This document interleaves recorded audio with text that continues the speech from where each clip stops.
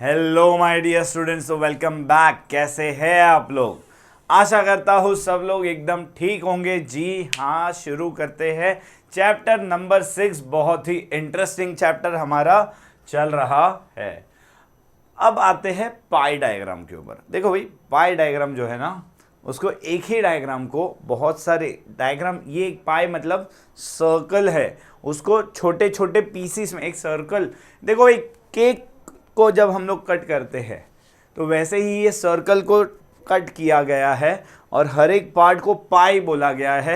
वो एक portion represent कर रहा है कुछ ना कुछ वेरिएबल को, तो it is called as a pie diagram. क्या कहते हैं उसको? पाई डायग्राम कहते हैं। A pie diagram or a pie chart is a type of graph representing data in a circular form, with each slice of circle representing a fraction or proportion of a whole. ये पूरा एक circle है, तो उसमें हर एक जो part है वो क्या रिप्रेजेंट, कितना रिप्रेजेंट कर रहा है। ठीक है, तो हर एक प्रपोर्शन जो स्लाइस है वो कितना प्रपोर्शन पूरे सर्कल में से रिप्रेजेंट कर रहा है। तो देखो भाई, एक चीज याद रखो, ये जो सर्कल है ना वो 360 डिग्री का है, तो वो 360 डिग्री में से हर एक का एंगल कितना कितना है, ठीक है, वो यहाँ पे रिप्रेजेंट कर रहा है हर एक स्लाइस। ठीक है, अब pie chart is effective in providing easy to understand. हम लोग को देख के मालूम पड़ता है विजुअल डिपिक्शन से डेटा के बारे में। कलर कोडेड होता है, जो हमारे पास बिल्कुल कलर कोडेड नहीं रहा है यहाँ पे, लेकिन कोई बात नहीं है। ठीक है, proportionate share of each component उसके बारे में आता है। ठीक है, अब मैं यहाँ पे आपको एक बताता हूँ थोड़ा ड्रॉ करके। ठीक है, तो यहाँ पे क्या बता रहा है, सपोज ये एक अपना सेंटर हो गया, तो ये इतना 4% शेयर, ठीक है, 34% शेयर, 5% शेयर, 7% शेयर, वापस 4%, सिर्फ 1%, और ये हो गया अपना 22% शेयर। ठीक है, ऐसे इसको, ये ग्राफ को, सॉरी, ये सर्कल को यहाँ पे पार्ट्स के अंदर डिवाइड किया गया है। ठीक है, तो ये हर एक स्लाइस जो है ना कुछ परसेंटेज रिप्रेजेंट कर रहा है। देखो ये 1%, इतना छोटा सा है, 1% हो गया। ठीक है, ये 22%, ये 34%, ये 4%, ये 18%, ये 5%, ये 5%, ये 7%, ऐसे करके ये सारा पूरा रिप्रेजेंट कर रहा है। ठीक है, सो ये हम लोग स्टडी करते हैं पाई डायग्राम के अंदर। क्या स्टडी करते हैं हम लोग? पाई डायग्राम के अंदर। So shows the sector wise FDI कहाँ से कितना आ रहा है, उसके बारे में यहाँ पे हम लोग को बता रहा है। ठीक है, features and importance of diagram अगर हम लोग देखेंगे, so the following are the features of a graph. All graph must have a title. नाम, ए भाई, तुम लोग को बोलेंगे एक सर आके पढ़ा रहे, कौन सर आके पढ़ा रहे नहीं बताऊंगा, चलेगा क्या? नहीं चलेगा ना। तो नाम, टाइटल देना बहुत ज़्यादा ज़रूरी है। All graph should have x axis and y axis पे वेरिएबल उसके मेंशन होने चाहिए, और उसका मेजरमेंट कितना है वो भी लिखना पड़ेगा। उसको लेबलिंग प्रॉपरली देना पड़ेगा, ए बी सी डी करके, एक्स वाई जेड जो भी देने का है। Appropriate scale 1 centimetre is equal to इतना 2 सेंटीमीटर, जो भी हम लोग ले रहे, लेकिन वो स्केल लिखना ज़रूरी है। They must indicate the source of data, कहाँ से आया है, सोर्स बताने का, इंफॉर्मेशन कहाँ से लिया है। They must be easy to understand and interpret. अभी अगर इसका इंपॉर्टेंस देखेंगे तो it should be easy to understand. भाई ग्राफ बनाया ही इसीलिए गया है, डायग्राम बनाया ही इसलिए गया है क्योंकि वर्ड्स में डेटा को समझना बहुत डिफिकल्ट हो जाता है। तो ग्राफ और डेटा अगर इजी टू अंडरस्टैंड नहीं होगा तो क्या फायदा? So diagrams present a large amount of statistical information in a concise form.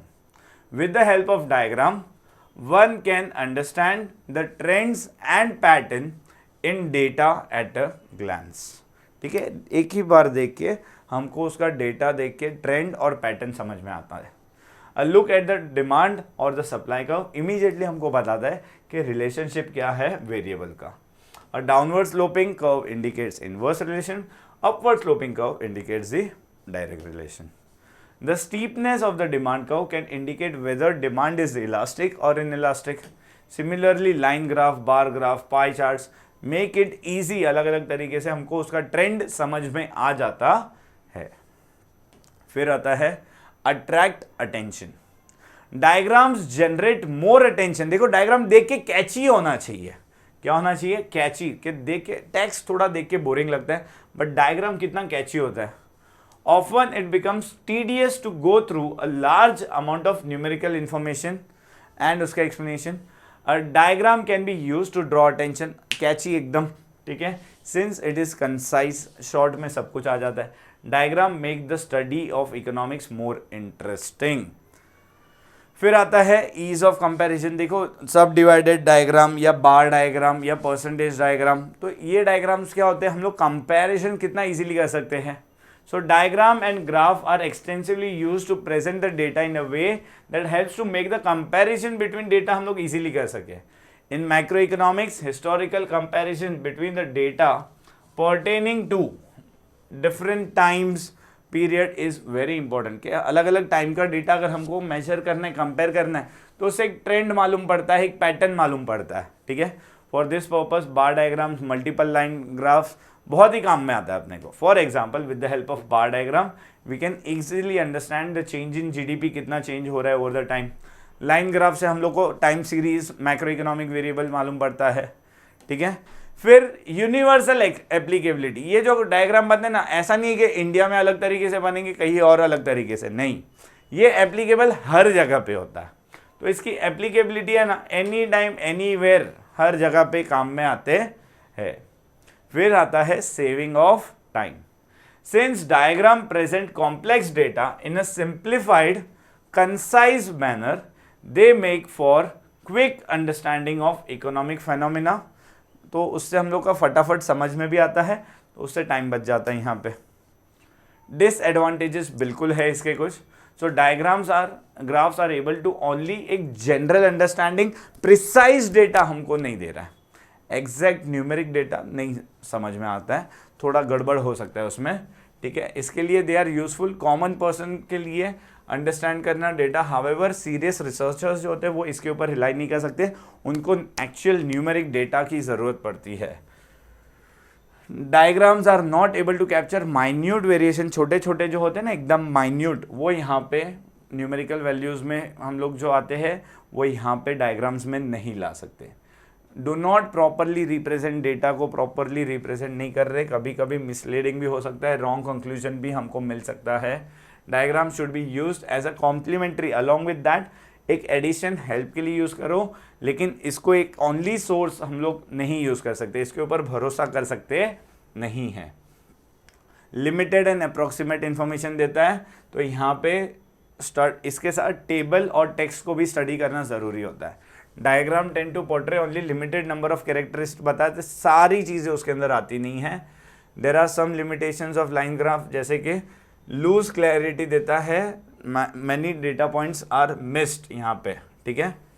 फिर आता है define graph, explain the construction of graph, हम लोग जानते हैं। टाइम सीरीज, हम लोग स्कैटर डायग्राम, ये सारी चीज़ें ओके। चलो ऑब्जेक्टिव क्वेश्चन पे सीधा आते हैं, वो सारे तो आंसर हम लोग डिटेल में अच्छे से कर ही चुके हैं। Dash is a economic measurement that is subject to change. भाई चेंज मतलब वेरिएबल ही होता है, हमेशा चेंज हो सकता है। Choose the incorrect statement, a parameter is a magnitude that is assumed to change. X axis या वाई एक्सिस पे जो आता है तो वो पैरामीटर ही होता है, करेक्ट है। A time series graph explains trends in data over a period of time, ठीक है। Over a period of time में टाइम सीरीज की वजह से डेटा कितना चेंज हुआ है, ट्रेंड जो है वो बताता है। चूज द करेक्ट स्टेटमेंट, यहाँ पे तो multiple bar diagram are use to compare two or more variable, दो या उससे ज़्यादा वेरिएबल के लिए मल्टीपल बार डायग्राम टोटल करो और उसको डिवाइड करो अलग अलग सब कंपोनेंट्स के अंदर, तो उसको मल्टीपल बार डायग्राम बोलते हैं। Dash is a type of graph representing data in particular form.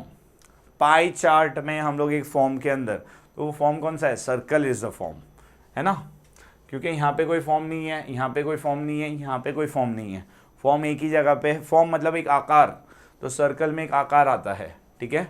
Scatter diagram में कोई आकार नहीं होता है, परसेंटेज बार डायग्राम में आकार नहीं होता है, नॉन लीनियर कर्व का कोई आकार नहीं होता है। ट्रू और false, all diagrams are graph, नहीं भाई, डायग्राम के अलावा चार्ट भी होते हैं, ठीक है, इन ग्राफ भी होते हैं। In equation C is equals to a plus by, A represents the slope of the consumption line. नहीं, slope of the consumption line C itself है, ठीक है। या तो slope of the A तो constant है, by हमारा जो है ना वो डिसाइड कर रहा है कि हमारा स्लोप क्या रहेगा कंजम्पशन का, ठीक है। There is a difference between functions and relation, yes बिल्कुल, सारे फंक्शंस रिलेशन होते हैं बट सारे रिलेशन फंक्शन नहीं होते हैं। तो function is also relation, okay. A line graph is a collection of dots which represent the pair of values of two variables. नहीं, लाइन ग्राफ सिर्फ डॉट को नहीं कर रहा है, ठीक है, तो ये रॉन्ग है। A line graph has two or more individual points, हाँ, दो पॉइंट्स को एक्स एक्सिस और वाई एक्सिस, फिर दूसरे दो पॉइंट्स, तो उसके जो पॉइंट्स मिल रहे हैं ना उनको ये कनेक्ट कर रहा है, तो ये बराबर है, ये ट्रू है आपका आंसर, ठीक है। Simple bar diagram can depict the data using both horizontal and vertical bars, yes, ठीक है। बार डायग्राम हम लोग horizontal bars and vertical bar से कर सकते हैं। In percentage bar diagram each bar has a height representing the value 100, yes बिल्कुल, क्योंकि 100% होते हैं तो सारे बार का वैल्यू 100 ही रहेगा। Graph and diagram are perfect tools for economic analysis and do not have any flaws, भाई बिल्कुल नहीं, इसमें तो बहुत सारी मिस्टेक है जो हम लोग ने ऑलरेडी डिसएडवांटेज में पढ़ी है। इसके बाद आपको यहाँ पे असाइनमेंट्स एंड केस स्टडी दी है, वो तो आप एक बार देख सकते हो। तो यस माय डियर स्टूडेंट्स, इसी के साथ अपना ये चैप्टर यहाँ पे कंप्लीट हो चुका है। आई होप जो भी आज हम लोग ने किया आपको प्रिटी मच क्रिस्टल क्लियर समझ में आ चुका होगा। वीडियो अगर अच्छा लगा हो तो चैनल को लाइक करो, शेयर करो एंड सब्सक्राइब करो। Thank you so much my dear students.